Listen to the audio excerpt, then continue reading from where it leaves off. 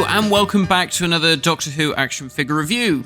In today's review, I'm taking a look at the latest B&M exclusives, and I'm kicking off with Davros from Remembrance of the Daleks. So I'm a little bit late to the party with these. They've been out a little while. I was struggling to get hold of them, but a massive thank you to Jack Evans, who managed to secure me all three of these sets. So huge thank you to him. Let's take a look at this new version of Emperor Davros from Remembrance of the Daleks. So the figure comes packaged in a window box featuring the new Doctor Who style guide, all of the usual things that we've seen before, the diamond logo, the Whittaker-era TARDIS, the little diamond pop-outs. It's in a sort of lavender coloured packaging. That's the colour that they're denoting for the 7th Doctor era. And we've got the usual B&M limited edition gold foil sticker on the front.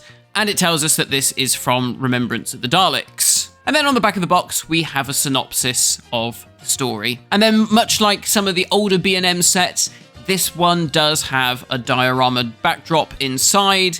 If you're very careful and don't tear off the bubble from the cardboard and use a pair of scissors like I did to carefully cut around the bubble, you can see the lovely backdrop inside, which is, of course, the command deck of the Dalek mothership. And it looks great. It looks really lovely. I can imagine that if you put a couple of Daleks in there, it would make a cool display piece. It's a shame that, obviously, the type of packaging has changed because the old ones were a lot better, a lot more collector-friendly for that kind of thing, but still very nice to see that they went the extra mile and put this in there. So, let's take a look at Davros. This is gonna be like Christmas for a lot of people because this was like one of the most requested re-releases for a classic Doctor Who figure. And of course, for the longest time, they weren't able to release this because I think the story goes that the tooling had gone missing. So they didn't think they'd ever get to release this. But thankfully, it turned up somewhere. And here he is back in the plastic. From the off, it looks very much like what has gone before. Obviously, this time, it's slightly different. It's cast in the cream plastic. It's not painted like the original was. The gold is a slightly darker colour than it was previously. But again, I think this is probably a lot closer to what we see on TV.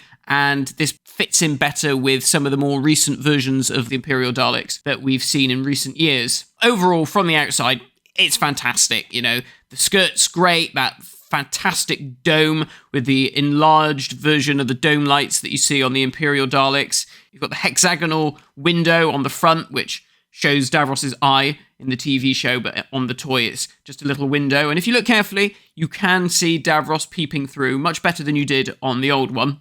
Overall, yeah, from the front, it looks very much the same. However, one thing that I did notice straight away is that around that hexagon, there's a bit of gold trim, and it was black on the original one. I gotta say, I did have a little look at some pictures, and I kind of think the original version is actually more accurate. I don't think it's gold on the original prop. I think it's black. So, unless someone out there has better knowledge than I do, feel free to tell me I'm talking complete nonsense. But that's all I could see. I looked at a few pictures from the episode, and I looked at some pictures of the refurbished prop that went on display at the Doctor Who Experience. Yeah, not sure. Maybe that could have stayed the same. But if we take a look inside, aha, there he is. He looks phenomenal. Straight away, the head sculpt, although it is exactly the same as the previous one, the new paint apps on the head are far, far better. The colour palette for Davros' skin is a lot closer to what we see on screen.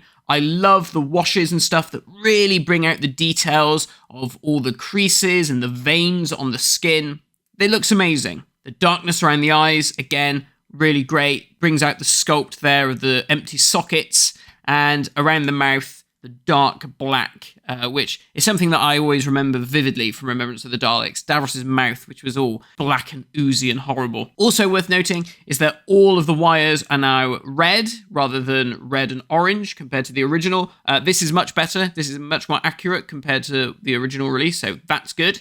And what he doesn't have, which I can kind of understand why they didn't do this, he doesn't have the blue at the back of the neck brace. But I can see why they didn't bother to do that because you can't really see it. It's tucked right around the back, and I don't think anyone's going to be turning Davros' head all the way around so they can get a look at that. And then around the back, you can see that this is all painted gold. On the original figure, it was painted black, as you can see here. This is actually more accurate, this gold color. This is closer to what we see on screen. So again, that's great. And then the biggest difference really is around Davros's torso, around his shoulders. So in the episode, he's covered in all these wires, and all these wires are different colors, probably whatever wires they were able to grab from the prop store and just whack over the top of Terry Malloy. They have opted to do something slightly different here. With the original, they basically copied what was on screen and just slapped lots of different colors on there, lots of greens, blues, yellows, reds, grays. But this time round, they've gone for a slightly more minimalist approach.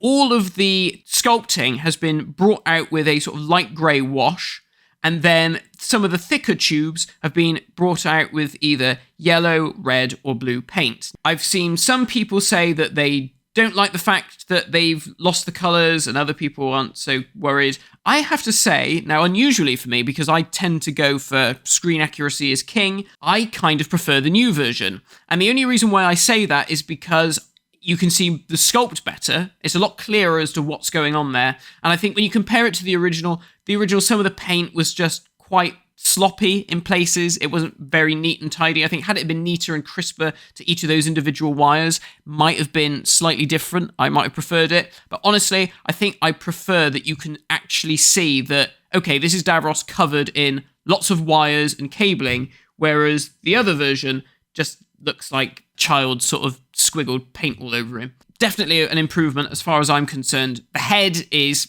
a lot closer to what we see on screen. I think the new paint apps on the torso certainly bring out a lot more of the sculpting and just makes for a nicer looking figure.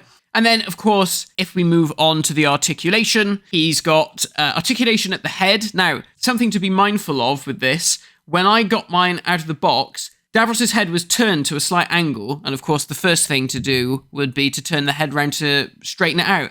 It was stuck solid. I could not move it. It felt like the paint had kind of dried to his collar, so I had to try and wiggle it away without breaking it. At first I thought, have they glued it on? Does his head not turn? But it did come away after a little bit of wiggling, and now his head turns. Obviously, his head doesn't turn that well because he's got this massive cocoon thing around him, so it's not easy to turn his head around, but you can move his head enough. It's also worth noting that the actual head brace itself and the wires are made of a much softer, rubbery plastic, so when you do try turning the head, it does kind of squish a little bit. And then, of course, he has the opening and closing dome, and obviously, as with all good Daleks, he has the 3 wheels on the bottom, one that goes all the way around at the front, and then the ones on the back going back and forth. So there we go. What are my final thoughts on this figure? It's great. It's a fantastic looking Davros. Always loved the look of this in the TV series. Emperor Davros is such a cool idea, and you know, the fact that you have the proper functioning opening dome, it's just really cool. It's really, really great. It's an awesome toy. What I will say is that if you already have your original one, don't trade it in or chuck it in the bin. Do what I'm going to do. I'm going to display one closed and one open. That was always the challenge. Like, how do I display this Davros? And 9 times out of 10, it was display it open because you want to see that core head. But because I think the original is slightly more accurate because of that black hexagon, I know I'm insane, I'm going to display that one closed, and then I'll keep the new one with the much better Davros face on display with it open. So there we go. It's the best of both worlds. So thank you all for watching, guys. Hope you enjoyed this review. Good luck catching Davros at your local B&M, and I'll see you all soon for another Doctor Who review. Bye-bye!